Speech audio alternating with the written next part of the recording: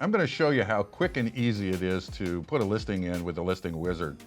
All you have to do is come right over here to the plus sign, new listing, give that a click, and of course you can go open listings. You can clone an old listing that you had in the system only, search to public records, but today let's go blank listing. This is the listing wizard. The listing wizard is a proprietary 8-cell program that we've developed to hold your hand and walk you right on through putting a listing on. The one that I just showed you was blank, and that's how you'll come up to it. But this one's all pre-filled out so that we can go quickly through it. It's automatically going to default to you as the listing agent. And then anything in red you have to fill out. Anything in black you don't, but again, you're going to want to make it as robust as you possibly can. And then go down here to the bottom right and advance. The next cell, of course, is the map feature. We want to get our geocoding correct. Listing type and so on, all of your syndications, all of your showing instructions, the commissions, splits, all that kind of thing on this second page.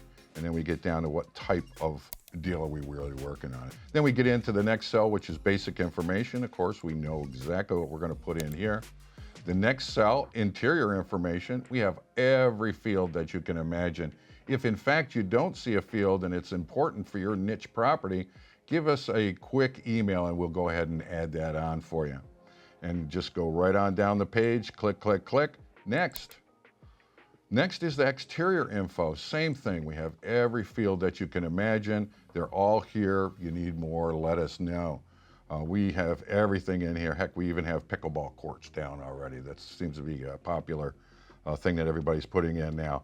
Water, waterfront, what is the view of the water? It's very important for pricing out. The depth of the dock and so on. Next. And now we get into the building and HOA information. This is, again, very important. Get all that HOA information. You want that for your records anyway. Next.